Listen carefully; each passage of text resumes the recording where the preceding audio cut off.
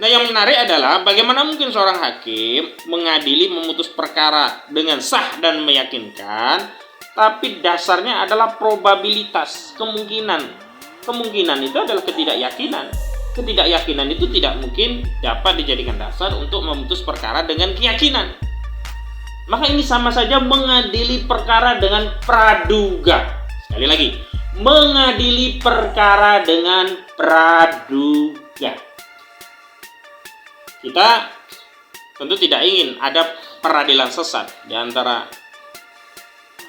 syarat atau di antara ciri-ciri peradilan sesat itu ya tadi mengadili perkara dengan praduga, bukan berdasarkan keyakinan, bukti-bukti dan fakta-fakta. Ini majelis hakim mengadu domba antara terdakwa.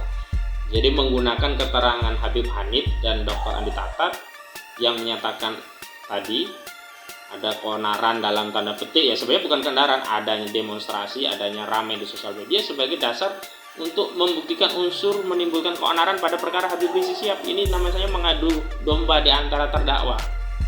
Tapi sekali lagi saya ingin fokus, apakah benar itu terjadi keonaran? Yang pertama, orang demo itu bukan keonaran. Demo itu adalah sah, ilegal dan konstitusional. Siapapun boleh demo. Dan setiap demo terhadap Habib Rizik itu tidak semuanya karena tadi statement yang dianggap bohong tadi.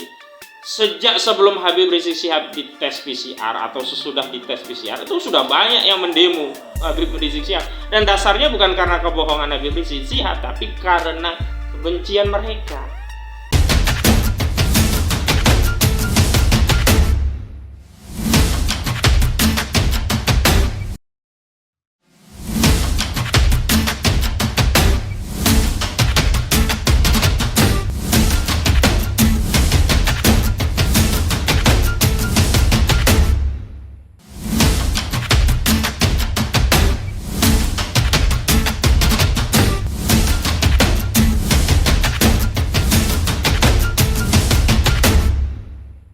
Bismillahirrahmanirrahim. Assalamualaikum warahmatullahi wabarakatuh. Alhamdulillahi rabbil alamin. Wa bihi nasta'in ala umurid dunya waddin wa ala alihi wa sahbihi ajmain.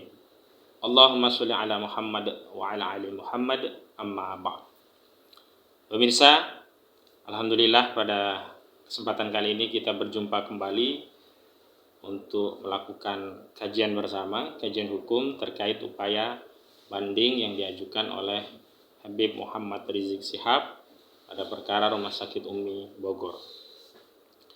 Sebagaimana kita ketahui, pada Kamis 24 Juni 2021 yang lalu, Majelis Hakim Pengadilan Negeri Jakarta Timur telah memvonis Habib Muhammad Rizik Syihab dengan 4 tahun penjara karena dianggap telah melakukan kebohongan dan mengakibatkan keonaran terkait kesehatannya di Rumah Sakit Umi.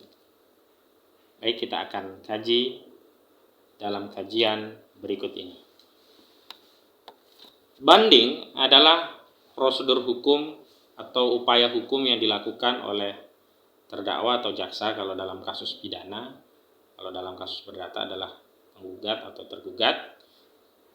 Dalam kasus ini adalah upaya hukum yang dilakukan oleh terdakwa atau jaksa.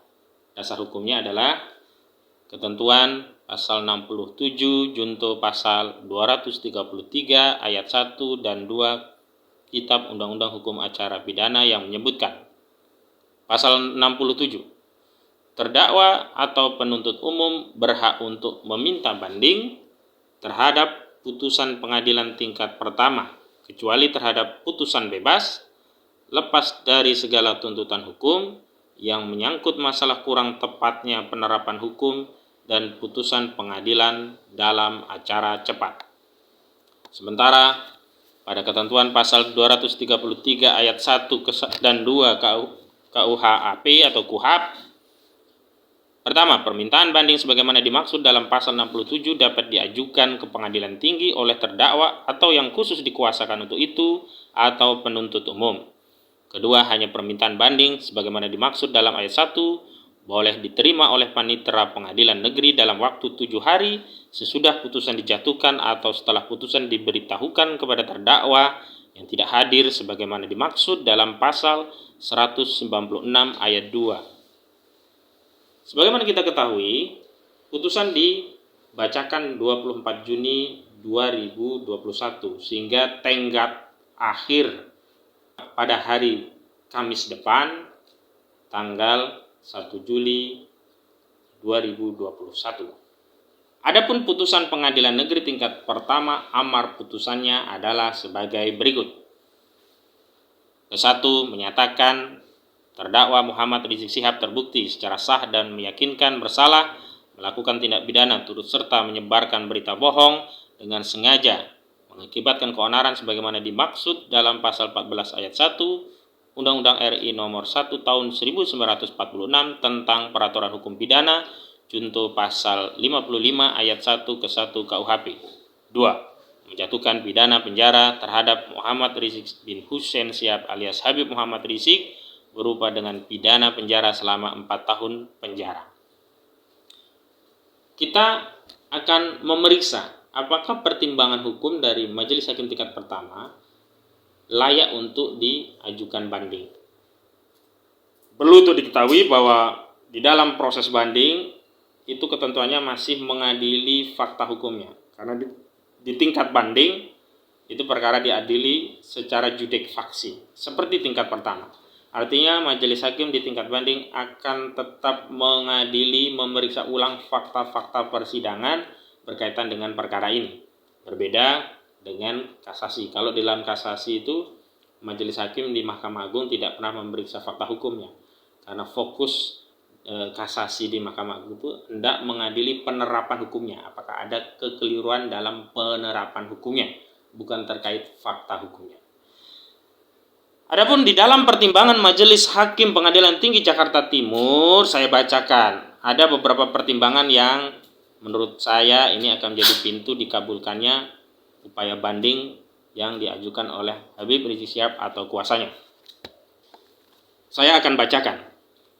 Menimbang bahwa majelis hakim berpendapat terdakwa memang belum di PCR dan baru di antigen, namun berdasarkan Kepmenkes tentang pedoman pencegahan pengendalian COVID-19, kondisi seperti ini disebut probable COVID-19, sehingga menurut majelis hakim, walaupun belum dilakukan swab PCR, tetap saja terdakwa tidak bisa dikatakan sehat karena terdakwa probable COVID-19, sehingga informasi yang disampaikan terdakwa adalah terlalu dini dan mengandung kebohongan karena tidak sesuai fakta, karena terdakwa sudah tahu dirinya reaktif COVID-19, namun terdakwa tetap mengatakan kita sudah rasa segar sekali, alhamdulillah hasil pemeriksaan baik, dan mudah-mudahan hasil ke depan baik, tanpa menunggu hasil PCR, sehingga majelis berkeyakinan terdakwa telah siarkan kabar bohong.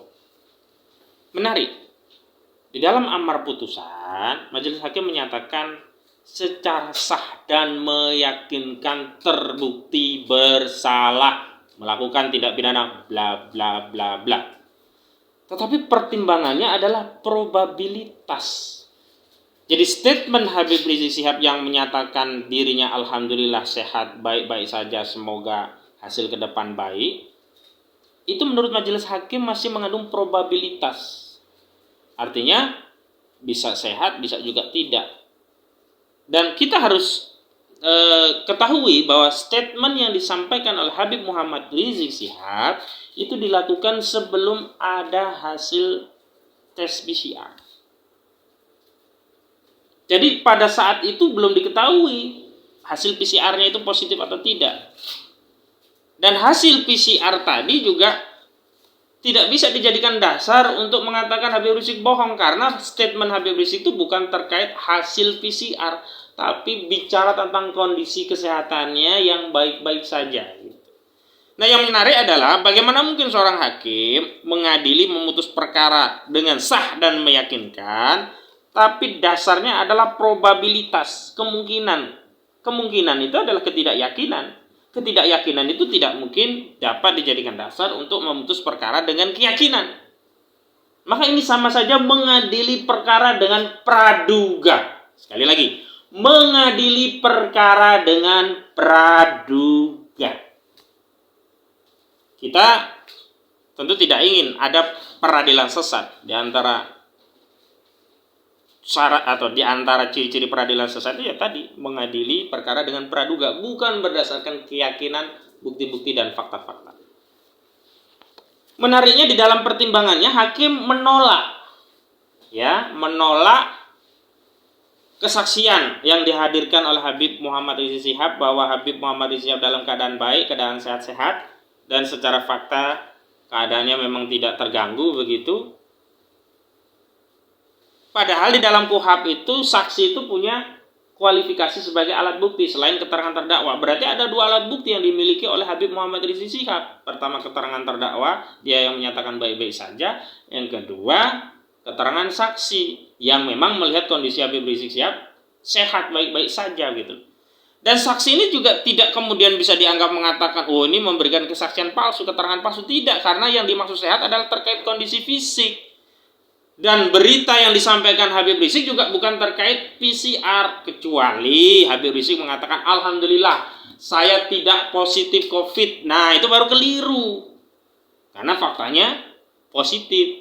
Tapi itu pun juga tidak bisa dipersoalkan, karena apa? Saat itu belum ada hasil dari PCR positif atau tidaknya.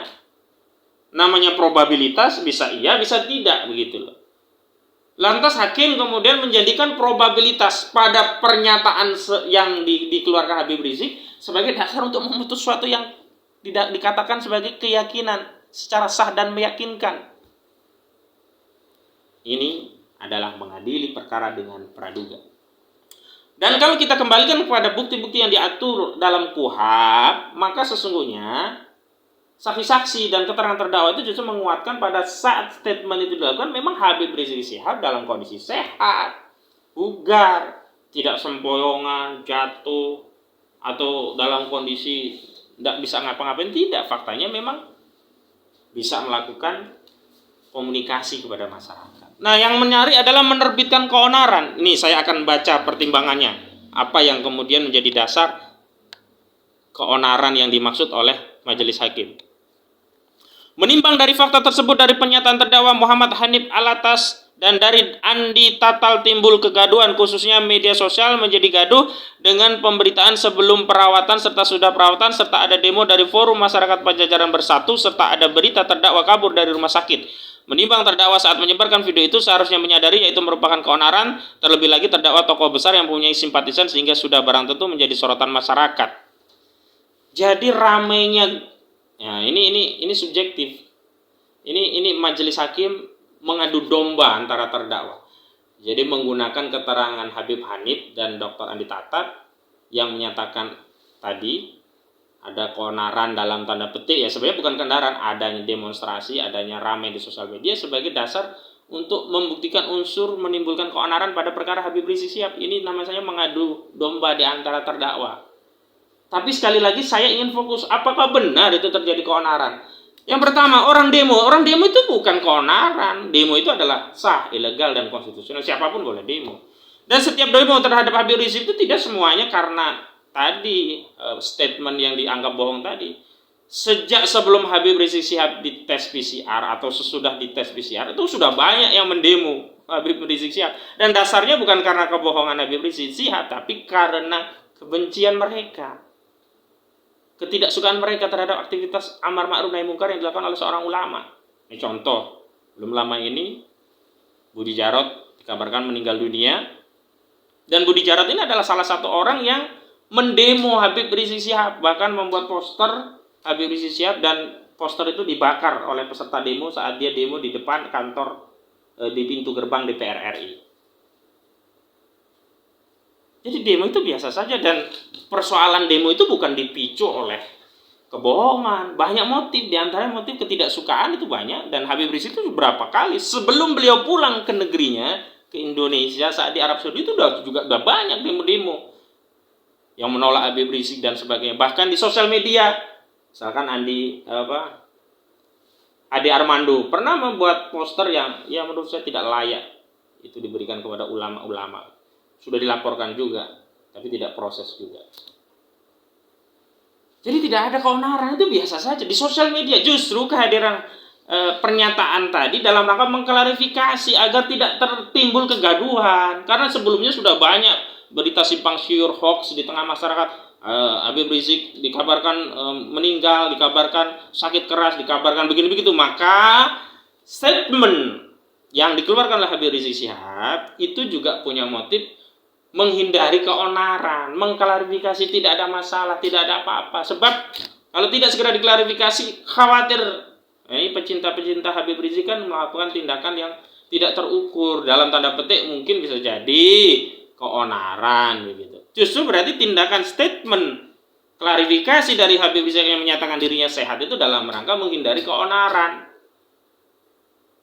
Nah, sampai sekarang keonarannya bagaimana begitu?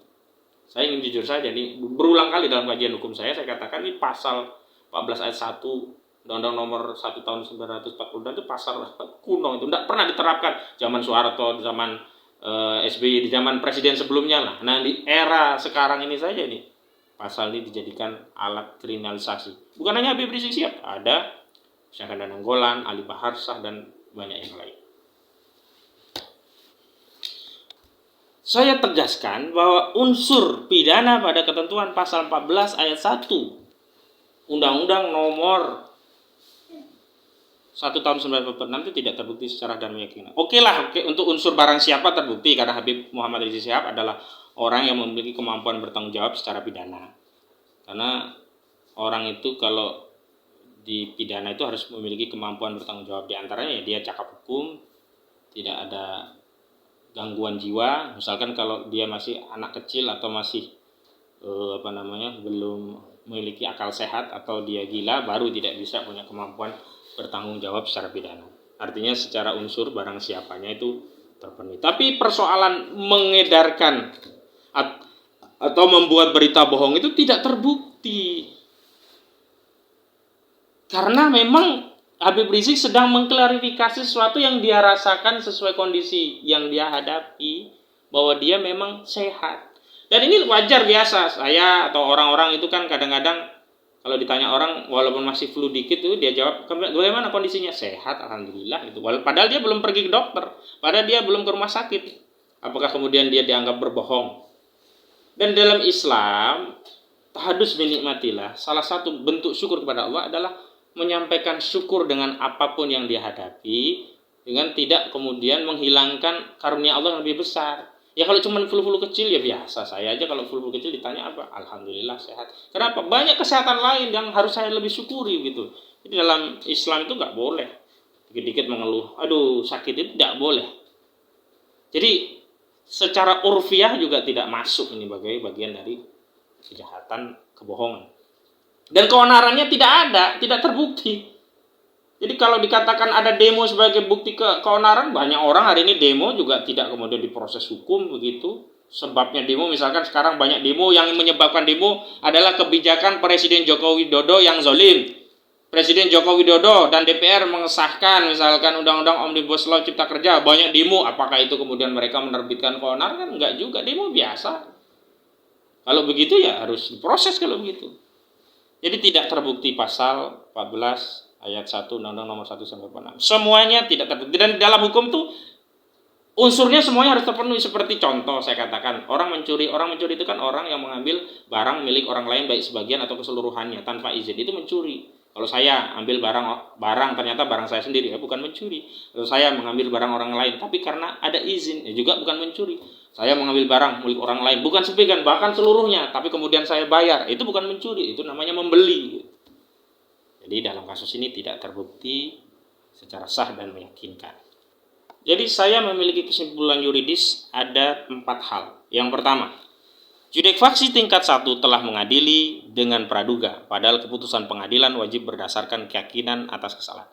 Jadi tidak boleh berpraduga berdasarkan probabilitas, kemudian memutus yang amarnya bunyinya secara sah dan meyakinkan. Kedua, judek faksi telah gagal mendefinisikan kebohongan. Jadi pada faktanya tidak ada kebohongan, jadi tidak bisa dibuktikan, tapi putusannya dikatakan bohong. Yang ketiga, Habib Rizik Syihab tidak menyiarkan berita atau pemberitaan bohong. Yang keempat, Habib Rizik Syihab tidak dengan sengaja menerbitkan keonaran di kalangan rakyat. Sehingga menurut saya putusan pada tingkat banding harus mengeluarkan putusan yang pada pokoknya. Pertama, menyatakan Habib Muhammad Rizik Syihab tidak terbukti secara sah dan meyakinkan bersalah melakukan tindak pidana, turut serta menyebarkan berita bohong dengan sengaja mengakibatkan keonaran sebagaimana dimaksud dalam pasal 14 ayat 1 Undang-Undang RI nomor 1 tahun 1946 tentang peraturan hukum pidana, junto pasal 55 ayat 1 ke 1 KUHP. Kedua, hakim di tingkat pengadilan tinggi DKI Jakarta wajib membebaskan atau setidaknya melepaskan Habib Muhammad Rizik Syihab dari segala tuntutan. Itulah kesimpulan hukum dari kajian fakta-fakta dan pertimbangan yang ini juga kita ketahui bersama dibacakan oleh majelis hakim. Di akhir video ini saya ingin mengingatkan kepada siapapun Anda yang terlibat menzalimi ulama, bahkan bukan sembarangan ulama. Habib Muhammad Rizik Syihab adalah zuriat Rasulullah Shallallahu Alaihi Wasallam. Saya membuat video ini, saya niatkan dalam rangka untuk membela zuriat Rasulullah, dan mudah-mudahan atas pembelaan ini saya diizinkan oleh Rasulullah untuk mendatangi telaga Al-Kautsar, dan saya mendapatkan syafaat dari Rasulullah Shallallahu Alaihi Wasallam. Karena saya membela zuriat beliau, bahkan bukan sembarang zuriat, ulama yang teguh dan konsisten memperjuangkan syariat Islam. Saya ingatkan, Ibnu Asakir pernah menyatakan daging ulama beracun. Saya ingatkan kepada siapa saja Anda yang berani menzalimi ulama, bahkan zuriat Rasulullah SAW, Anda pasti akan keracunan. Dan silahkan Anda menunggu azab Allah, baik di dunia terlebih lagi di akhirat kelak. Demikian kajian yang bisa kami sampaikan pada kesempatan kali ini. Mudah-mudahan Allah ridha kepada kita semua, mudah-mudahan Allah menolong kita semua, dan mudah-mudahan kita semua diakui sebagai umatnya Rasulullah SAW. Kita bersolat kepada Rasulullah, Allahumma sholli ala Muhammad, ya Rabbi shollu alaihi, dan mudah-mudahan kita semua diberi keistiqomahan, kesabaran, keikhlasan dalam memperjuangkan al-haq, melawan kezaliman, menegakkan keadilan. Billahi taufik wal hidayah wal afu minkum. Assalamualaikum warahmatullahi wabarakatuh.